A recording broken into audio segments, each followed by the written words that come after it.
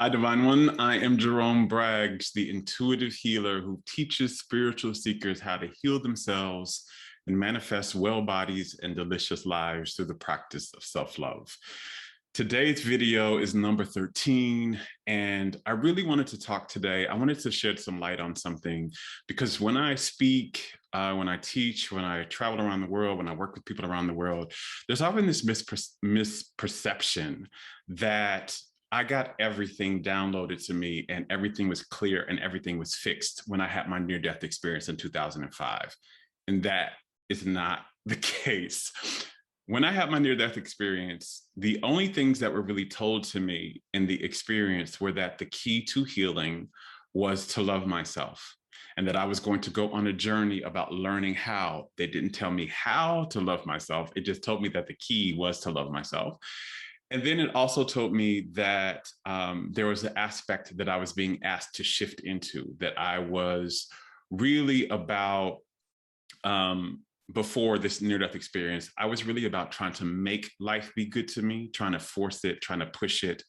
And I didn't know anything about how to let life be good to me, which is basically about how to receive. And I was going to learn how to receive.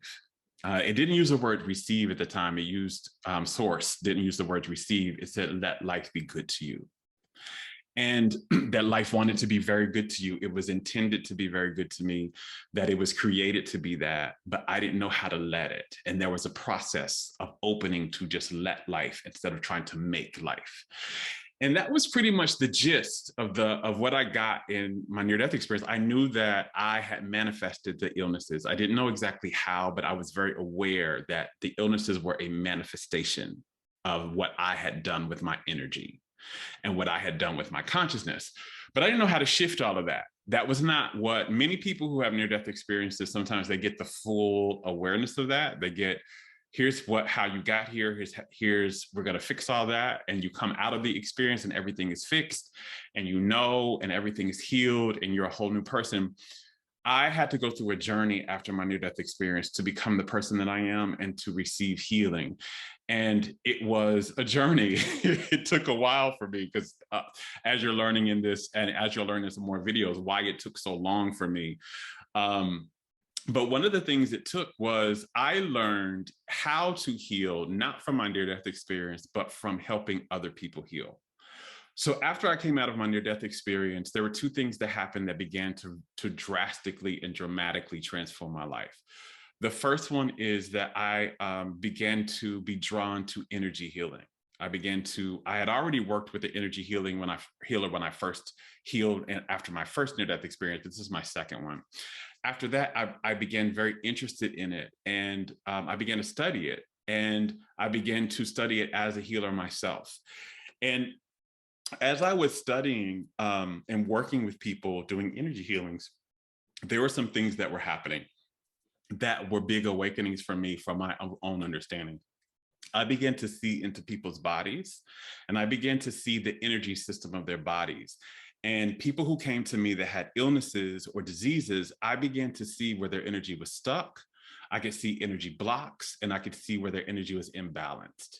And that began to inform me about how disease was caused by some type of energy block, energy drain, energy imbalance in the system, where the wholeness of the soul wasn't there. Like there would be, to me, it looked like sometimes there would be holes where their energy wasn't placed in the body.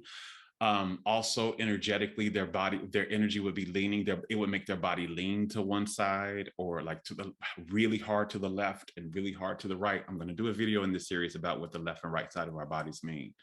And that began to instruct me about some things. And then I began to see where they were imbalanced and why those imbalances were creating certain sufferings and certain illnesses in their bodies and certain suffering in their life. And so it began to inform me. And then the second thing that happened after, as I began, because I first started out as an energy healer. So I was doing energy healings with people, helping people heal through energy healing.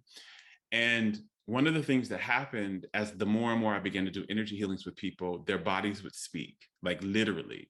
they would speak to me. They would say, hey, could you let this person know I need this?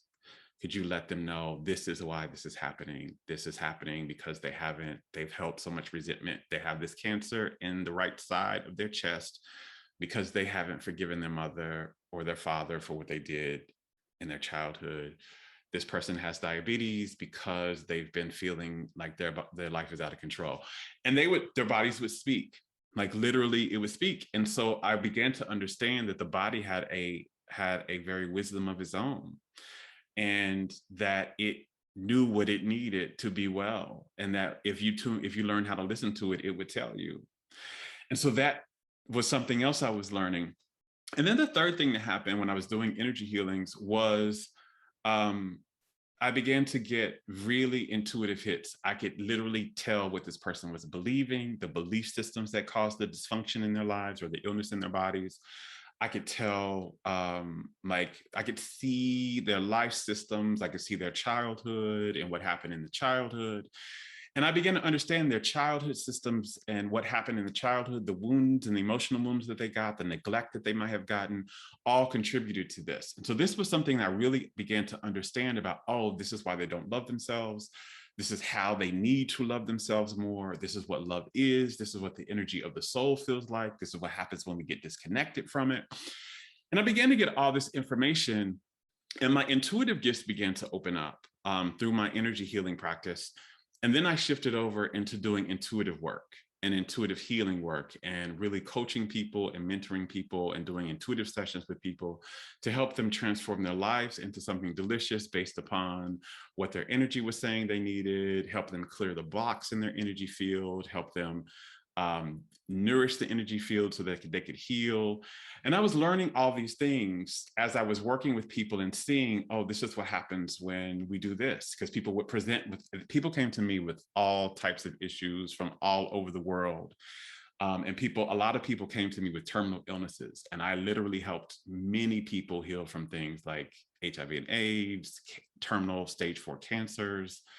I had many people with diabetes, many people with autoimmune disorders, and I began to learn what the sacred messages were behind these disorders. Like that disease always had a message, that it always was it was the body was speaking, and it had a sacred message. Whatever it was, wherever it was in the body, it had a sacred message. And if we just listen to the message, if we could get it and really pay attention to it and move in a way that we constantly paid attention and honored this message, we could transform our entire lives into well-being. But here was the problem for me. I was spending all of my time and all of my energy and all of my focus on healing other people and none of it on healing myself. This is why I felt more exhausted. I felt more drained, because I was constantly sending my energy outward and not sending it inward. And while I am very grateful for that period of time where I learned what healing takes, I saw it. I was able to replicate it with people all over the world many times. I needed to take a step back from placing my focus on other people and finally place my priority and focus on healing myself. And that's what I've begun doing. This is actually what one of this video series is a part of. But it was about that. It was about really looking at what Jerome needs and really looking at what Jerome's body is saying and what it's asking for, and looking at the patterns that were starving Jerome's body of love energy. If you've been watching this series, you know we've talked many videos about how health is love energy embodied. Health is being saturated with love energy, where I was starved of it, where I was malnourished of it, and how I continued to live a life that was starving myself and malnourishing of it. And one of the ways was always showing up for other people and not prioritizing myself. And I'm now in the chapter of my life where I am prioritizing me and prioritizing what I need and taking a step back from helping other people heal so much and doing what I need to do to heal, helping Jerome heal fully. And that's that. So I learned, right? I am very grateful for all of that, but I didn't get all of that from my near-death experience. My near-death experience gave me the what. It was like, here's what you need to do. You need to love yourself. You need to learn how to receive. it was through my energy healing practice and my intuitive healing practice that I learned what loving yourself really looks like. Because as I began to work with people, I began to see what it didn't look like and what their bodies were asking for and what their soul was asking for them. I was like, oh, that's loving yourself. And then receiving, right? So I was in giving to others, giving to others, giving to others. And now I have to receive. I have to receive my own love instead of always giving it out to other people.